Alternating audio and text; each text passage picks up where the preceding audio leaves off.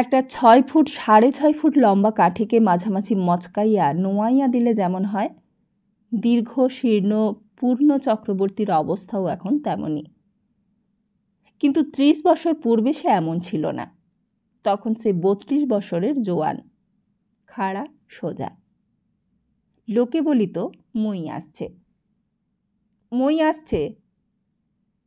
কিন্তু ছোট ছেলেদের সে ছিল মহাপ্রিয় পাত্র। নমস্কার, আমার আজকের নিবেদন তারাশঙ্কর বন্দ্যোপাধ্যায়ের লেখা অগ্রদানী। যাঁরা তারাশঙ্কর বন্দ্যোপাধ্যায়ের লেখা গল্প নিয়ে নাড়াঘাটা করেন, নিশ্চয়ই তাদের জানা গল্প। তারা কখনো বা শুনেছেন, কখনো বা পড়েছেন। কিন্তু যারা নতুন প্রজন্ম বোধহয় জানে না অগ্রদানীর অ্যাকচুয়াল মানে কি। আমিও জানতাম না। হ্যাঁ, আমি অবশ্যই নতুন প্রজন্ম নই, তবুও জানতাম না। আজ জানলাম।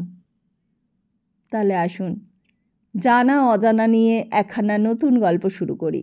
অগ্রদানী তারাশঙ্কর বন্দ্যোপাধ্যায়ের লেখা। কি আছে গল্পে? অগ্রদানীর মানেই বা কী হয়? শুনে নেব আজকের গল্পে। তাহলে শুরু করছি আজকের গল্প।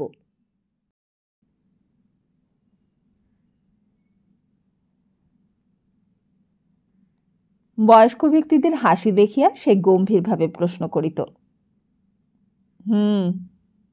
কীরকম হাসছ যে? এই দাদা একটা রসের কথা হচ্ছিল। তা বটে। তা তোমার রসের কথা তোমার রস খাওয়ারই সমান। একজন হয়তো বিশ্বাসঘাতকতা করিয়া বলিয়া দিত, না দাদা, তোমাকে দেখে সবাই হাসছিল, বলছিল মই আসছে। চক্রবর্তীর আকর্ণ দাঁত মেলিয়া হাসিয়া উত্তর দিত, তা বটে, কাঁধে চললে স্বর্গে যাওয়া যায়। বেশ পেট ভরে খাইয়ে দিলেই ব্যাস, স্বর্গে পাঠিয়ে দেব। আর পতনে রসাতল, কি বলো দাদা? চক্রবর্তী মনে মনে উত্তর খুঁজিত, কিন্তু তাহার পূর্বেই চক্রবর্তীর নজর পড়িত অল্প দূরে একটা গলির মুখে ছেলের দল তাহাকে ইশারা করিয়া ডাকিতেছে।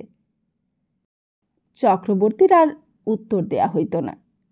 সে কাজে ছুতো করিয়া সরিয়া পড়িত। কোনোদিন রায়েদের বাগানে, কোনোদিন বা মিয়াদের বাগানে ছেলেদের দলের সঙ্গে গিয়া হাজির হইয়া আম, জাম, পেয়ারা আহরণে মত্ত থাকিত। সরস পরিপক্ক ফলগুলির মিষ্ট গন্ধে সমবেত মৌমাছি বোলতারা ঝাঁক বাঁধিয়া চারিদিক হইতে আক্রমণের ভয় দেখাইলেও সে নিরস্ত হইত না। টুপটাপ করিয়া মুখে ফেলিয়া চোখ বুজিয়া রসাস্বাদনে নিযুক্ত থাকিত। ছেলেরা কলরব করিত, ওই তুমি যে সব খেয়ে নিলে। সে তাড়াতাড়ি ডালটা নাড়িয়া দিয়া কতগুলো ঝরাইয়া দিয়া আবার গোটা দই মুখে পুড়িয়া বলিত, কেহ বা হয়তো বলিত, বা পূর্ণ কাকা, তুমি যে খেতে লেগেছ, ঠাকুর পুজো করবে না?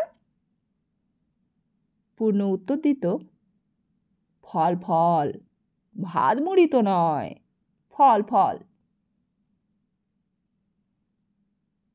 ৩০ বছর পূর্বে যেদিন এই কাহিনী আরম্ভ, সেই দিন স্থানীয় ধনী শ্যামাদাসবাবুর বাড়িতে এক বিরাট শান্তি সস্তয়ন উপলক্ষে ব্রাহ্মণ ভোজন ছিল। শ্যামাদাসবাবু সন্তানহীন। একে একে ৫টি সন্তান ভূমিষ্ঠ হইয়া মারা গিয়াছে।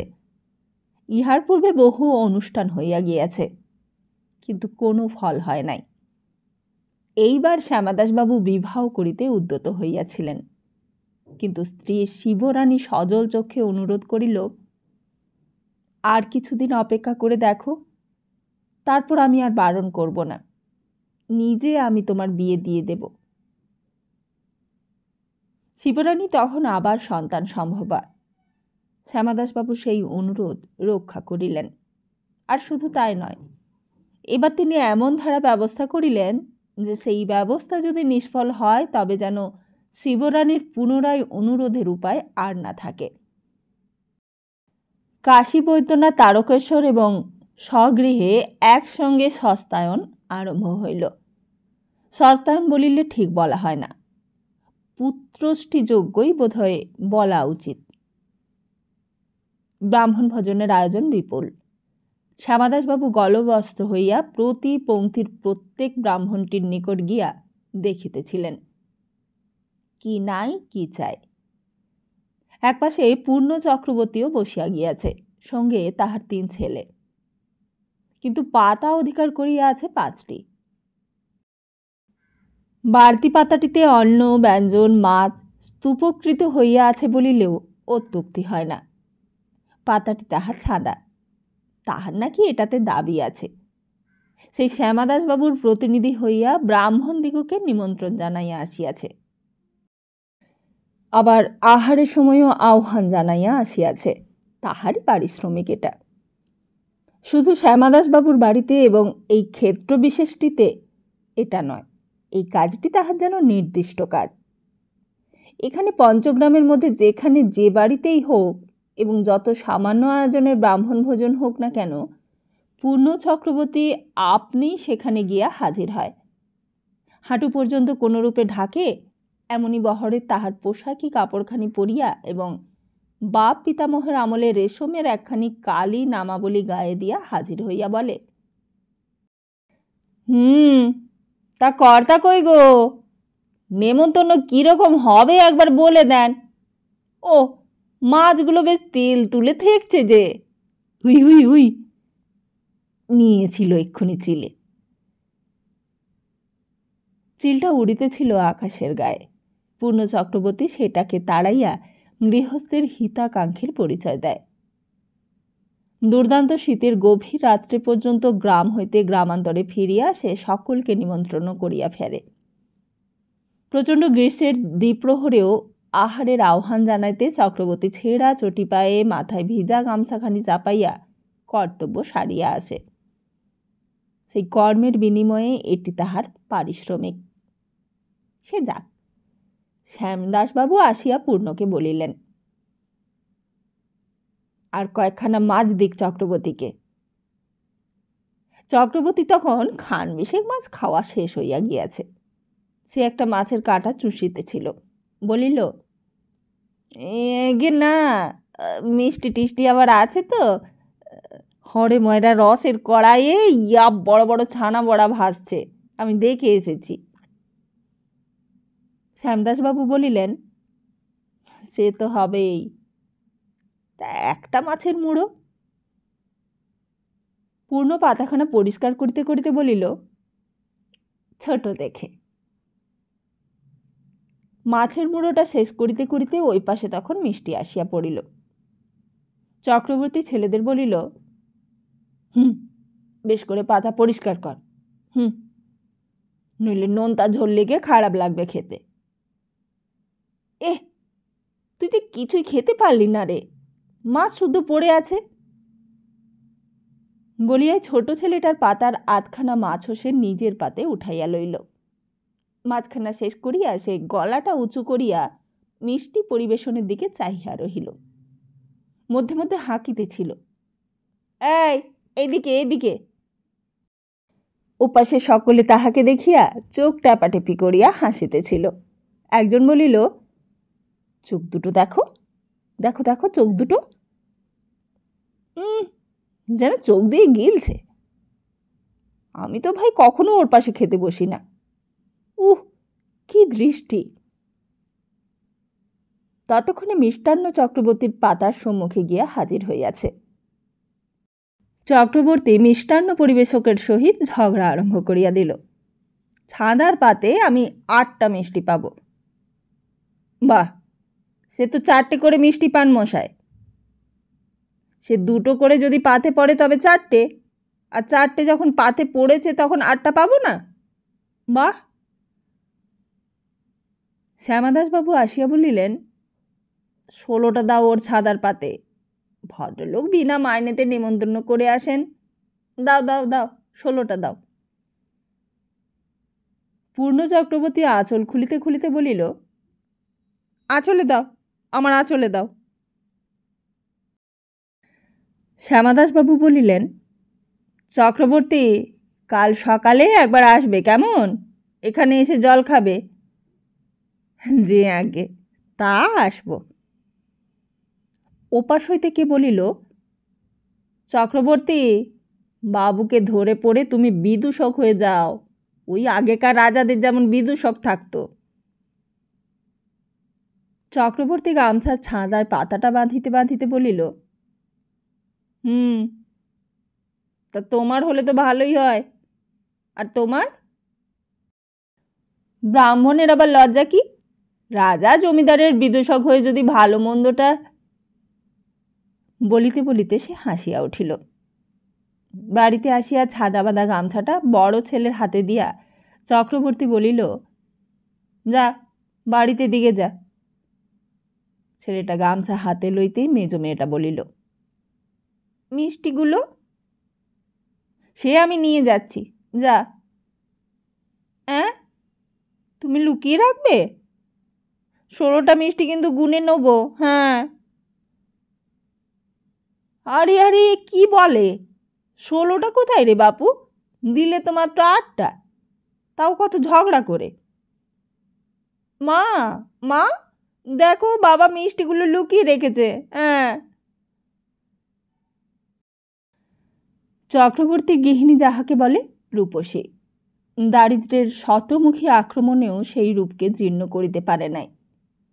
দেহ শীর্ণ, চুল রুক্ষ, পরিধানে ছিন্ন মলিন বস্ত্র, তবুও হৈমবতী যেন সত্যিই হৈমবতী।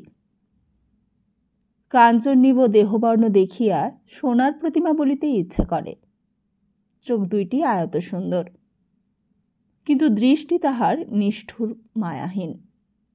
মায়াহীন অন্তর ও রূপময় কায়া লইয়া হৈম যেন উজ্জ্বল বালুস্তরময়ী মরুভূমি।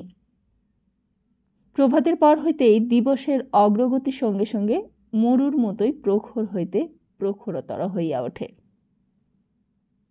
হৈমবতী আসিয়া দাঁড়াইতেই চক্রবর্তী সভয়ে মেয়েকে বলিল, বলছি তো তুই নিয়ে যেতে পারবি না। না মেয়ে চেঁচাতে। হৈমবতী কঠোরস্বরে বলিল, দাও। ছেলেটা বলিল, বাবাকে আর দিও না মা, আজ যা খেয়েছে বাবা। কাল সকালে বাবু আবার নেমন্তন্ন করেছে, বাবাকে মিষ্টি খাওয়াবে। হৈম কঠিন স্বরে বলিল, বেরো বলছি আমার সম্মুখ থেকে, হতভাগা ছেলে। বাপের প্রতি ভক্তি দেখো না। তোরা সব মরিস না কেন রে? আমি যে বাঁচি। পূর্ণ এবার সাহস করিয়া বলিল, দেখো না ছেলে তরিবৎ, যেন চাষার তরিবৎ। হৈম বলিল, বাপ যে চামার, লোভী চামারের ছেলে চাষাও যে হয়েছে সেইটুকুই ভাগ্যি মেনো।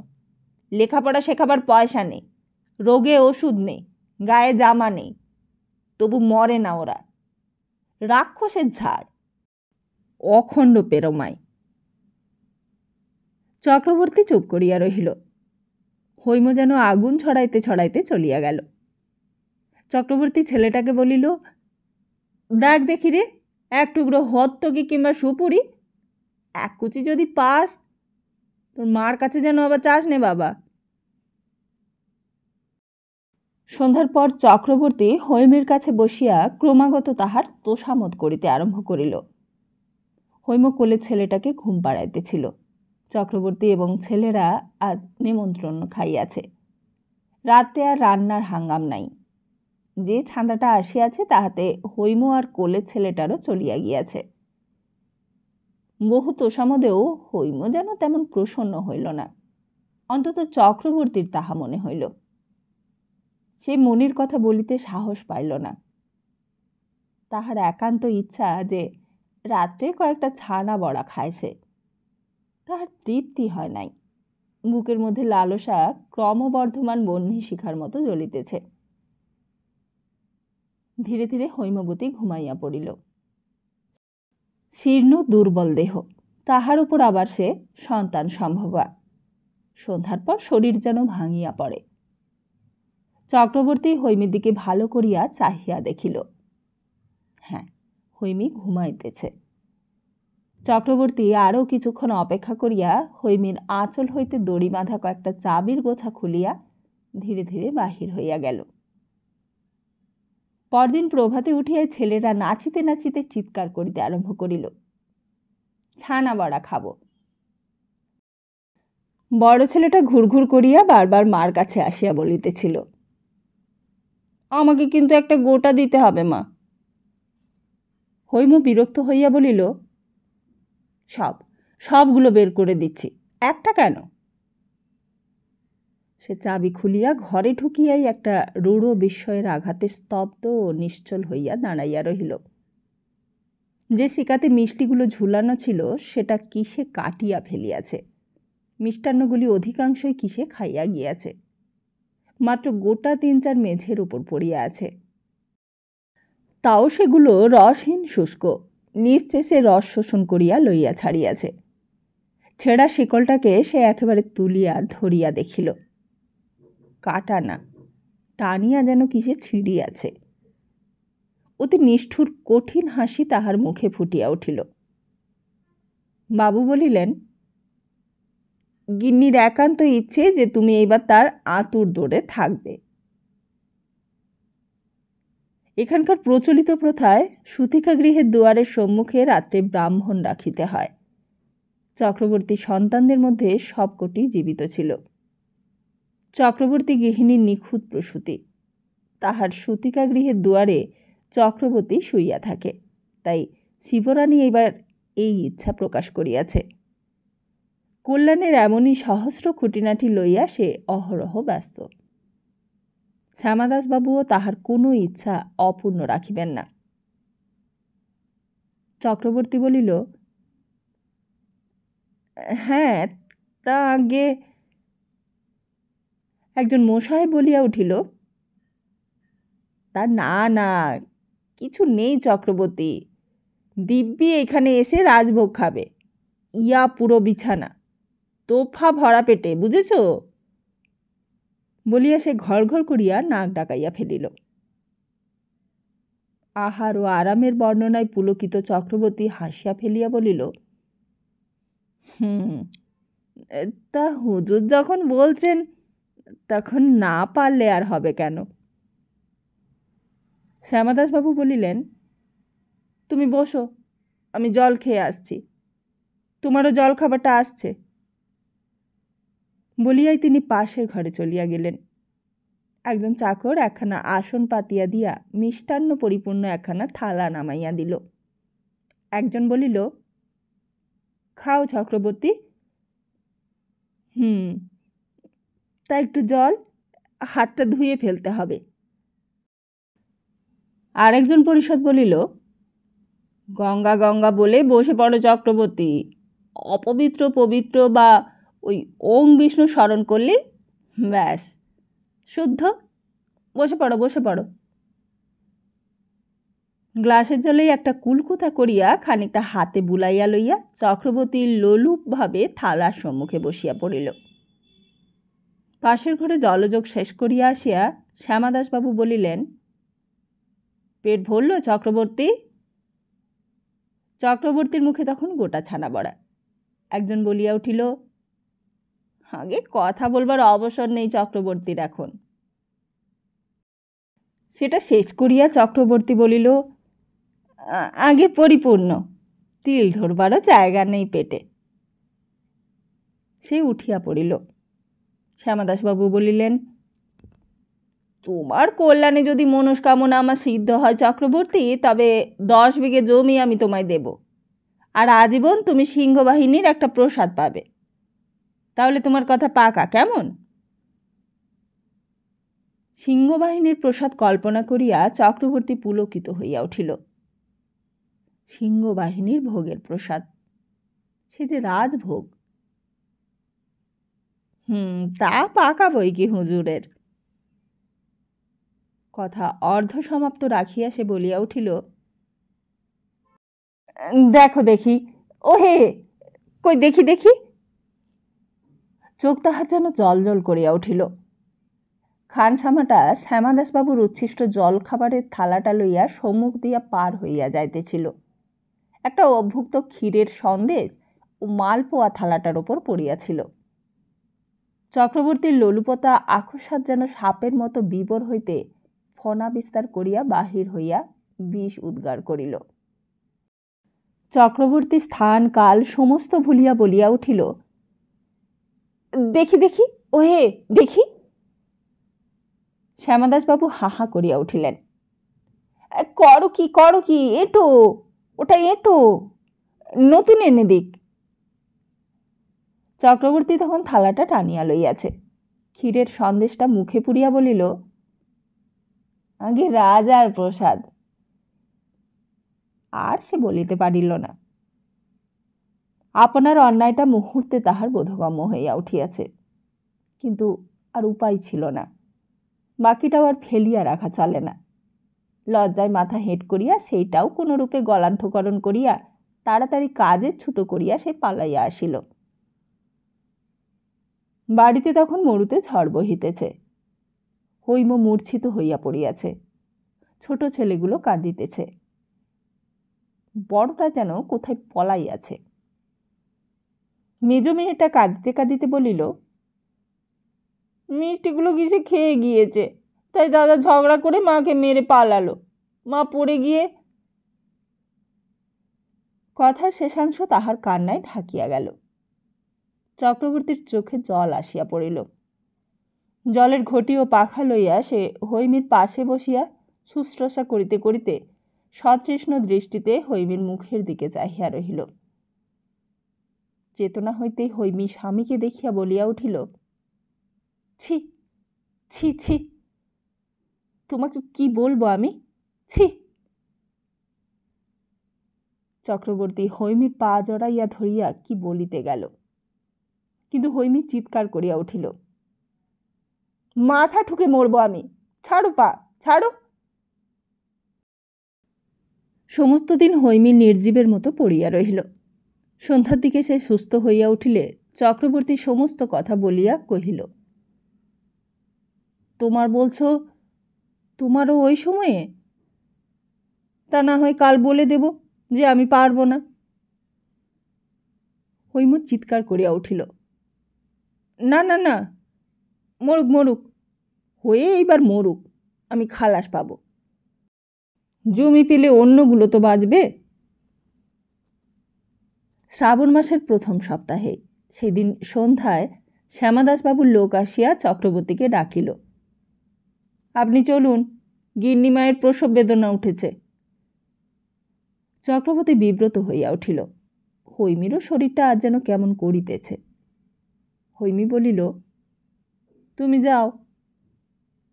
কিন্তু আমাকে আর জ্বালিও না বাপু, যাও, বাড়িতে বড় খোকা রয়েছে, যাও তুমি। চক্রবর্তী দীর্ঘ নিঃশ্বাস ফেলিয়া বাহির হইয়া গেল। জমিদার বাড়ি তখন লোকজনে ভরিয়া গিয়াছে।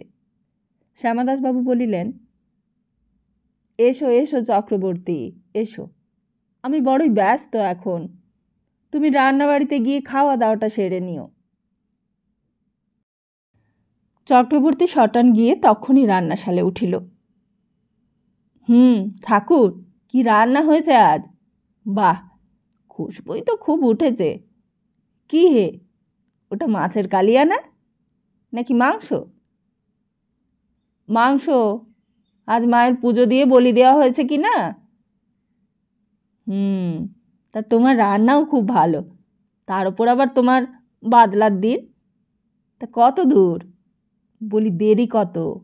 দাও না, একটু চেখে দেখি। সে একখানা শালপাতা ছিঁড়িয়া ঠোঙা করিয়া একেবারে কড়াই ঘেঁষিয়া বসিয়া পড়িল। ঠাকুর বিরক্ত হইয়া বলিল, আচ্ছা লোভ তোমার চক্রবর্তী। তা ঠিকই বলেছ, তা একটু বেশিই লোভ, তা বটে। একটুখানি নীরব থাকিয়া বলিল, সিদ্ধ হতে দেরি আছে নাকি? হাতাতে করিয়া খানিকটা অর্ধসেদ্ধ মাংস তাহার ঠোঙাতে দিয়া ঠাকুর বলিল, এই দেখো, বললে তো বিশ্বাস করবে না, নাও। সেই গরম ঝুলি খানিকটা সরাত করিয়া টানিয়া লইয়া চক্রবর্তী বলিল, বাহ, ঝোলটা বেড়ে হয়েছে। তা তোমার রান্না যাকে বলে উৎকৃষ্ট।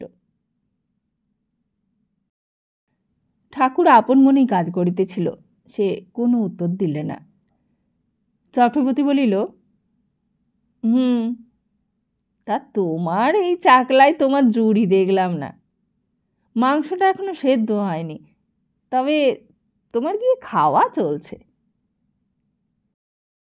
ঠাকুর বলিল, চক্রবর্তী, তুমি এখন যাও তো এখান থেকে, খাবার হলে পরে খবর দেবে চাকররা, আমাকে কাজ করতে দাও। যাও যাও, ওঠো। চক্রবর্তী উঠিয়াছে কিনা সন্দেহ, কিন্তু এই সময়ে তাহার বড় ছেলেটা আসিয়া ডাকিল, বাবা। চক্রবর্তী উঠিয়া আসিয়া প্রশ্ন করিল, কি রে, একবার বাড়ি এসো, ছেলে হয়েছে। তোর মা কেমন আছে? ভালোই আছে গো, তবে দায়টাই কেউ নেই। দায় এসেছে বাবুদের বাড়ি, নাড়ি কাটতে লোক চাই। চক্রবর্তী তাড়াতাড়ি ছেলের সঙ্গে বাহির হইয়া গেল। ভয় নেই, ভালোই আছি। তুমি শুদ্ধদের দায়কে ডাকো দেখি, নাড়িটা কেটে দিয়ে যাক। আমাদের দায়কে তো আর পাওয়া যাবে না। তাহাই হইল। দায়টা নাড়ি কাটিয়া বলিল, সুন্দর খোকা হয়েছে বাপু তোমার। মা বাপ সুন্দর না হলে কি আর ছেলে সুন্দর হয়? মা কেমন তা দেখতে হবে তো। হৈম বলিল, দেখো, জ্বালিও না আমাকে, যাও যাও বলছি। চক্রবর্তী আবার অন্ধকারের মধ্যে বাবুদের বাড়ির দিকে চলিল।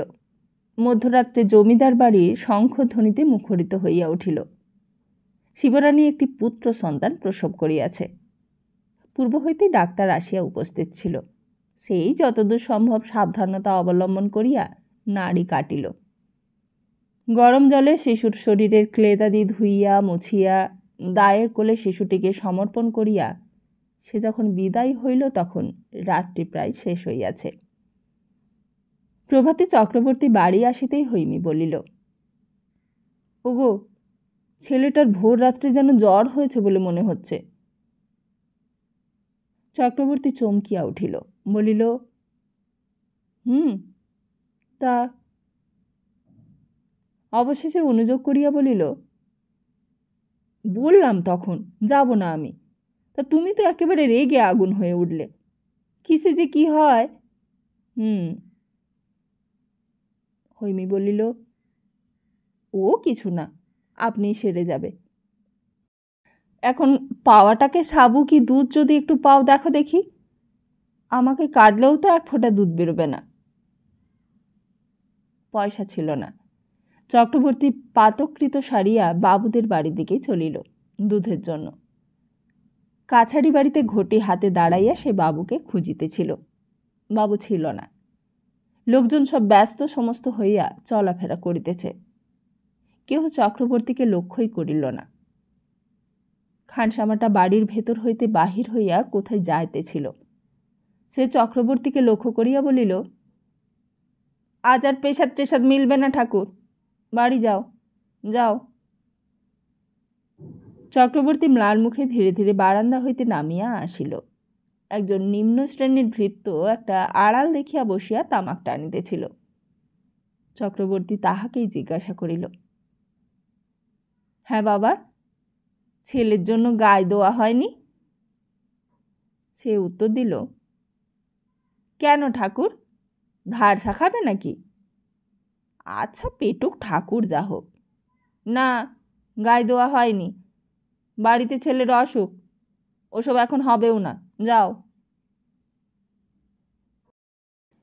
শিশুর অসুখ বোধ হয় শেষ রাত্রেই আরম্ভ হইয়াছিল, কিন্তু বোঝা যায় নাই। সারা রাত্রিব্যাপী যন্ত্রণা ভোগ করিয়া শিবরানীও এলাইয়া পড়িয়াছিল। রাত্রি জাগরণ ক্লিষ্টা দায়টাও ঘুমাইয়াছিল। বেশ একটু বেলা হইলে শিবরানী উঠিয়া বসিয়া ছেলে কোলে লইয়া আশঙ্কায় চমকিয়া উঠিল। এ কি, ছেলে যে কেমন করছে! তাহার পূর্বের সন্তানগুলি তো এমনভাবেই। চোখের জলে শিবরানীর বুক ভাসিয়া গেল। শিশুর শুভ্র পুষ্পতুল্য দেহবর্ণ যেন ঈষৎ বিবর্ণ হইয়া গিয়াছে। শিবরানী আর্তস্বরে ডাকিল, যমুনা, একবার বাবুকে ডেকে দে তো। শ্যামাদাসবাবু আসিতেই সে বলিল, ডাক্তার ডাকাও, ছেলে কেমন হয়ে গেছে, সেই অসুখ। শ্যামাদাসবাবু একটি দীর্ঘ নিঃশ্বাস ফেলিয়া বলিলেন, দুর্গা দুর্গা।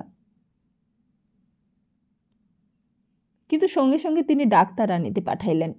স্থানীয় ডাক্তার তৎক্ষণাৎ আসিল এবং তাহার পরামর্শ মতো শহরেও লোক পাঠানো হইল বিচক্ষণ চিকিৎসকের জন্য। বেলা বাড়ার সঙ্গে সঙ্গে দেখা গেল শিবরানীর আশঙ্কায় সত্যই শিশু অসুস্থ। ধীরে ধীরে শিশুর দেহবর্ণ হইতে আকৃতি পর্যন্ত যেন কেমন অস্বাভাবিক হইয়া আসিতেছে। এই সর্বনাশা রোগেই শিবরানীর শিশুগুলো এমন করিয়া সূতিকা গৃহে একে একে বিনষ্ট হইয়াছে। অপরাহ্নে সদর হইতে বড় ডাক্তার আনিয়া শিশুকে কিছুক্ষণ দেখিয়া একটা দীর্ঘ নিঃশ্বাস ফেলিয়া বলিল, চলুন, আমার দেখা হয়ে গেছে। দায়টা বলিয়া উঠিল, ডাক্তারবাবু, ছেলে? তাহার প্রশ্ন শেষ হইবার পূর্বেই ডাক্তার বলিল, ওষুধ দিচ্ছি। শ্যামাদাসবাবুর সঙ্গে ডাক্তার বাহির হইয়া গেল। শ্যামাদাসবাবুর মাসিমা সূতিকা গৃহের সম্মুখে দাঁড়াইয়া দাইকে বলিলেন, কই ছেলে, নিয়ে আয় তো দেখি। ছেলের অবস্থা দেখিয়া তিনি একটি দীর্ঘ নিঃশ্বাস ফেলিয়া বলিলেন, মা আমার, কপাল রে, বলিয়াই ললাটে করাঘাত করিলেন। ঘরের মধ্যে শিবরানী ফুলিয়া ফুলিয়া কাঁদিতেছিলেন। মাসিমা আপন মনেই বলিলেন, আরও বার করে দিতে হয়েছে, কি করেই বা আর বলি, আর পোয়াতির কোলেই বা। ডাক্তার শ্যামাদাসবাবুকে বলিল, কিছু মনে করবেন না শ্যামাদাসবাবু, একটা কথা জিজ্ঞেস করব? বলুন। শ্যামাদাসবাবু যৌবনের ইতিহাস প্রশ্ন করিয়া ডাক্তারবাবু বলিল, আমিও তাই ভেবেছিলাম, ওটাই হলো আপনার সন্তানদের অকাল মৃত্যুর কারণ। তাহলে ছেলেটা কি? না, আমি আশা রাখি না, বলিয়া বিদায় লইল। শ্যামাদাসবাবু বাড়ির মধ্যে আসিতেই মাসিমা আপনার মনের কথাটা ব্যক্ত করিয়া বলিলেন, নইলে কি পোয়াতির কোলে ছেলে মরবে?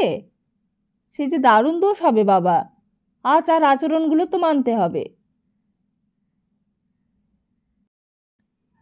আচার রক্ষা করিতে হইলে বিচার করার কোনো প্রয়োজন হয় না, এবং হিন্দুর সংসারে আচারের উপরেই নাকি ধর্ম প্রতিষ্ঠিত। সুতরাং শিবরানীর কোল শূন্য করিয়া দিয়া শিশুকে সূতিকা গৃহের বাহিরের বারান্দায় মৃত্যু প্রতীক্ষায় শোয়াইয়া দেওয়া হইল। তাহার কাছে রহিল দাই এবং প্রহরায় রহিল ব্রাহ্মণ, আর মাথার শিয়রে রহিল দেবতার নির্মাল্যের রাশি। ঘরের মধ্যে পুত্র শোকাতুর শিবরানীর সেবা এবং সান্ত্বনার জন্য রহিল যমুনাঝি। শ্রাবণের মেঘাচ্ছন্ন অন্ধকার রাত্রি। চক্রবর্তী বসিয়া ঘন ঘন তামাক খাইতেছিল। তাহাদের ঘরেও শিশুটি অসুস্থ, কিন্তু সে সারিয়া উঠিবে। চক্রবর্তী মধ্যে মধ্যে আপন মনেই বিদ্রূপের হাসি হাসিতেছিল। সে ভাবিতেছিল, বিধিলিপি, তাহার শিশুটা মরিয়া যদি এটি বাঁচিত, তবে চক্রবর্তী অন্তত বাঁচিত। 10 বিঘা জমি আর সিংহবাহিনীর প্রসাদ নিত্য এক থালা। ভাগ্যের চিকিৎসা কি আর ডাক্তার করিতে পারে? শিশুটি মধ্যে মধ্যে ক্ষীণ কণ্ঠে অসহ্য যন্ত্রণায় আর্তনাদ করিতেছে। চক্রবর্তী দাইটাকে বলিল, একটু জল টল মুখে দেবে বাপু? নিদ্রাকাতর দাইটা বলিল, জল কি খাবে গো ঠাকুর? তা বলছো যখন দিই। সে উঠিয়া ফোঁটা 2 জল দিয়া শিশুর অধর ভিজাইয়া দিল। তারপর শুইতে শুইতে বলিল, ঘুমো ঠাকুর ঘুমো, তোমার কি আর ঘুমটুম নেই? চক্রবর্তীর চোখে সত্য সত্যই ঘুম নাই। সে বসিয়া আকাশ জোড়া অন্ধকারের দিকে চাহিয়া আপন ভাগ্যের কথা ভাবিতেছিল। তাহার ভাগ্যকাশও এমনই অন্ধকার। আহ, ছেলেটা যদি জাদুমন্ত্রে বাঁচিয়া ওঠে! চক্রবর্তী পৈতা ধরিয়া শিশুর ললাটখানি একবার স্পর্শ করিল। আকস্মাৎ সে শিহরিয়া উঠিল। ভয়ে সর্বাঙ্গ তাহার থরথর করিয়া কাঁপে। না না, সে হয় না, জানিতে পারিলে সর্বনাশ হইয়া যাইবে। দেখিতে দেখিতে তাহার সর্বাঙ্গ ভিজিয়া উঠিল। সে আবার তামাক খাইতে বসিল। দায়টা নাক ডাকাইয়া ঘুমাইতেছে। ঘরের মধ্যেও শিবরানীর মৃদু ক্রন্দনধ্বনি আর শোনা যায় না। কলিকার আগুনে ফু দিতে দিতে চক্রবর্তী আবার চঞ্চল হইয়া উঠিল। জ্বলন্ত অঙ্গারের প্রভায় চোখের মধ্যেও যেন আগুন জ্বলিতেছে। চিরদিনের জন্য তাহার দুঃখ ঘুচিয়া যাইবে। এই শিশুর প্রভাত হইতেই বিকৃত মূর্তি। তাহার শিশুও কুৎসিত নয়। দরিদ্রের সন্তান হইলেও জননীর কল্যাণে সে রূপ লইয়া জন্মিয়াছে। সমস্ত সম্পত্তি তাহার সন্তানের হইবে। পাপ যেন সম্মুখে অদৃশ্য কায়া লইয়া দাঁড়াইয়া তাহাকে ডাকিতেছিল। গভীর অন্ধকারের মধ্যেও আলোকিত উজ্জ্বল ভবিষ্যৎ চক্রবর্তীর চোখের সম্মুখে ঝলমল করিতেছে। চক্রবর্তী উঠিয়া দাঁড়াইল। শিশুর নিকট আসিয়া কিন্তু আবার তাহার ভয় হইল। কিন্তু সে এক মুহূর্ত, পর মুহূর্তে সে মৃতপ্রায় শিশুকে বস্তাবৃত করিয়া লইয়া খিড়কির দরজা দিয়া সন্তর্পণে বাহির হইয়া পড়িল। অদ্ভুত, সে যেন চলিয়াছে অদৃশ্য বায়ু প্রবাহের মতো, নিঃশব্দ দ্রুত গতিতে। অন্ধকার পথেও আর সরীসৃপ কীট পতঙ্গ কেহ তাহার সম্মুখে দাঁড়াইতে সাহস করে না। তাহারও সেদিকে কোনো ভূক্ষেপ নাই। ভাঙা ঘর, চারিদিকে সর্বত্র প্রাচীরও নাই। হৈমর সূতিকা গৃহেও দরজা নাই। একটা আগর দিয়া কোনো রূপে আগলানো আছে। হৈমও গাঢ় নিদ্রায় আচ্ছন্ন। চক্রবর্তী আবার বাতাসের মতো লঘু ক্ষিপ্র গতিতে ফিরিল। দায়টা তখনও নাক ডাকাইয়া ঘুমাইতেছে।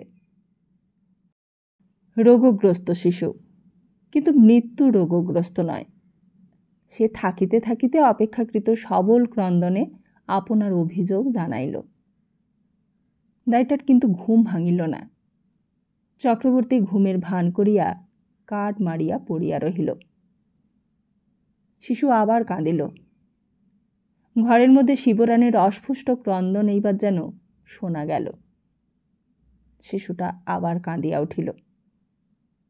এবার যমুনা ঈশ্বর দরজা খুলিয়া বলিল, দাই, ও দাই, ও মা, নাক ডাকছে যে, ঠাকুরও দেখছি মরার মতো ঘুমিয়েছে, ও দাই। দাইটা ধর্মর করিয়া উঠিয়া বসিল। যমুনা বলিল, এটা বুঝি তোর ছেলে আগলানো? ছেলে যে কাতরাচ্ছে রে, মুখে একটু করে জল দে না। দাইটা তাড়াতাড়ি শিশুর মুখে জল দিল। শুষ্ক কণ্ঠে শিশু চাটিয়া জলটুকু পান করিয়া আবার যেন চাহিল। দাই আবার জল দিল। এইবার সে আগ্রহ হইয়া বলিয়া উঠিল, ওগো, জল খাচ্ছে গো ঠোঁট চেটে চেটে। শিবরানী দুর্বল দেহে উঠিয়া পড়িয়া বলিল, নিয়ে আয়, নিয়ে আয়, ঘরে নিয়ে আয় আমার ছেলেকে, কারুর কথা শুনব না আমি। প্রভাতে আবার লোক ছুটিল সদরে। এইবার অন্য ডাক্তার আসিবে। মৃত্যুদ্বার হইতে শিশু ফিরিয়াছে। দেবতার দান, ব্রাহ্মণের প্রসাদ। চক্রবর্তী নাকি আপন শিশুর পরমায়ু রাজার শিশুকে দিয়াছে। হতভাগ্যের সন্তান মারা গিয়াছে। প্রায়ান্ধকার সূতিকা গৃহে শিবরানীর জ্বর কাতর শিশুকে কোলে করিয়া বসিয়া আছে। তাহার ভাগ্য দেবতা তাহার হারানো মানিক। 10 বিঘা জমি পাইল চক্রবর্তী। সিংহবাহিনীর প্রসাদ এক থালা করিয়া নিত্য পায় সে। হৈম অপেক্ষাকৃত শান্ত হইয়াছে, কিন্তু চক্রবর্তী সেই তেমনি করিয়াই বেড়ায়। লোকে বলে স্বভাব যায় না মোলে। চক্রবর্তী বলে, তা বটে, কিন্তু ছেলের দল দেখেছ? এক একটা ছেলে এক একটা হাতির সমান। হৈম ছেলেগুলোকে স্কুলে দিয়েছে। বড় ছেলেটি এখন ইতরের মতো আর কথা বলে না, কিন্তু বড় বড় কথা বলে। বাবার ব্যবহারে স্কুলে আমার মুখ দেখানো ভার-মা। ছেলেরা যা তা বলে। কেউ বলে ভাঁড়ের বেটা খুঁড়ি, তুমি বাবু বারণ করে দিও বাবাকে। হৈম সে কথা বলিতেই চক্রবর্তী সহসা যেন আগুনের মতো জ্বলিয়া উঠিল। তাহার অস্বাভাবিক রূপ দেখিয়া হৈম চমকিয়া উঠিল। চক্রবর্তী বলিল, চলে যাব আমি সন্ন্যাসী হয়ে। ব্যাপারটা আরও অগ্রসর হইত, কিন্তু বাহির হইতে কে যেন ডাকিল, চক্রবর্তী। কি? বাড়ুর যেটা পাঠালে হে, ওদের মেয়ের বাড়ি তত্ত্ব যাবে, তোমাকে সঙ্গে করে যেতে হবে, ওরা কেউ যেতে পারবে না। লাভ আছে হে, ভালো মন্দ খাবে, বিদেয়টাও পাবে। আচ্ছা চলো যাই। চক্রবর্তী বাহির হইয়া পড়িল। বাড়ুজ্যদের বাড়ি গিয়া যেখানে মিষ্টি তৈয়ারি হইতেছিল সেইখানে চাপিয়া বসিয়া বলিল, ব্রাহ্মণস্য ব্রাহ্মণং গতি। তা যেতে হবে বই কি। উনুনের আঁচটা একটু ঠেলে দিই, কি বলো মোদক মশাই? সে সতৃষ্ণ নয়নে কড়াইয়ের পাকের দিকে চাহিয়া রহিল। বছর দশেক পর শিবরানী হঠাৎ মারা গেল। লোকে বলিল ভাগ্যবতী। স্বামী পুত্তর রেখে ডঙ্কা মেরে চলে গেল। শ্যামাদাসবাবু শ্রাদ্ধোপলক্ষে বিপুল আয়োজন আরম্ভ করিলেন। চক্রবর্তীর এখন ওইখানেই বাসা হইয়াছে। সকালবেলাতেই ঠুকঠাক করিয়া গিয়া হাজির হয়। বসিয়া বসিয়া আয়োজনের বিলি বন্দোবস্ত দেখে। মধ্যে মধ্যে ব্রাহ্মণ ভোজনের আয়োজন সম্বন্ধে দুই একটা কথাও বলে। সেই দিন বলিল, সাদা একটা করে তো দেয়া হবে, তা তোমার লুচি বা কখানা আর তোমার মিষ্টি বা কীরকম হবে? একজন উত্তর দিল, হবে হবে, একখানা করে লুচি এই চালুনির মতো, আর মিষ্টি একটা করে, আর তোমার গিয়ে লেডিকেনি এই 5 বালিশের মতো, বুঝলে? সকলে মৃদু মৃদু হাসিতে আরম্ভ করিল। শ্যামাদাসবাবু ঈষৎ বিরক্ত হইয়া বলিলেন, একটু থামো তো তোমরা সব। হ্যাঁ, তা কি হলো, পাওয়া গেল না? একজন কর্মচারীর সঙ্গে তিনি কথা কহিতেছিলেন। কর্মচারীটি বলিল, আগে তাদের বংশই নির্বংশ হয়ে গিয়েছে। তাহলে অন্য জায়গায় লোক পাঠাও, অগ্রদানী না হলে তো শ্রাদ্ধ হয় না। আচ্ছা, তাই দেখি। অগ্রদানী তো বড় বেশি নেই, ওই 10-20 ক্রোশ অন্তর এক ঘর আধ ঘর। কে যেন একজন বলিয়া উঠিল, তা আমাদের চক্রবর্তী তো রয়েছে। চক্রবর্তী, নাও না কেন দান, ক্ষতি কি? পতিত করে আর কে কি করবে তোমার? শ্যামাদাসবাবু ঈষৎ উৎসুক হইয়া বলিয়া উঠিলেন, মন্দ কি চক্রবর্তী?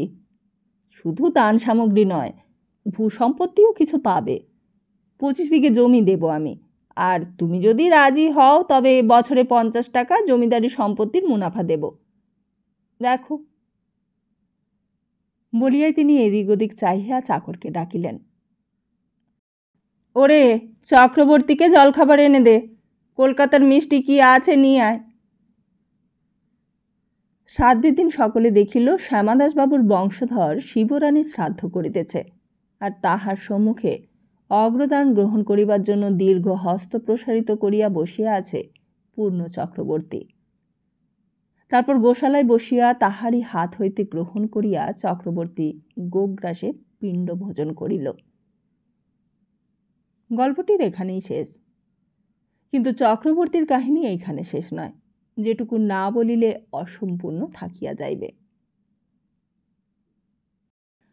লোভী আহারলোলুপ চক্রবর্তী আপন সন্তানের হাতে পিণ্ড ভোজন করিয়াও তৃপ্ত হয় নাই। লুব্ধ দৃষ্টি লোলুপ রসনা সে তেমন করিয়া লইয়াই ফিরিতেছিল। এই শ্রাদ্ধের 14 বছর পরে সে একদিন শ্যামাদাসবাবুর পায়ে আসিয়া গড়াইয়া পড়িল। শ্যামাদাসবাবু তাহার 2 বৎসরের পুত্রকে কোলে লইয়া শুষ্ক অসত্য তরুর মতো দাঁড়াইয়াছিলেন। চক্রবর্তী তাহার পা 2টা জড়াইয়া ধরিয়া বলিল, পারব না বাবু, আমি পারব না। শ্যামাদাসবাবু একটা দীর্ঘ নিঃশ্বাস ফেলিয়া বলিলেন, না পারলে উপায় কি চক্রবর্তী? আমি বাপ হয়ে শ্রাদ্ধের আয়োজন করছি, কচি মেয়ে, তার বিধবা স্ত্রী শ্রাদ্ধ করতে পারবে আর তুমি পারবে না? তা বললে চলবে কেন? বলো, 10 বিঘে জমি তুমি এতেও পাবে। শ্যামাদাসবাবুর বংশধর শিশুপুত্র ও পত্নী রাখিয়া মারা গিয়াছে, তাহারই শ্রাদ্ধ হইবে।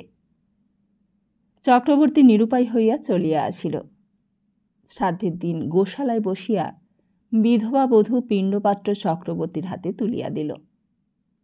পুরোহিত বলিল, খাও হে চক্রবর্তী।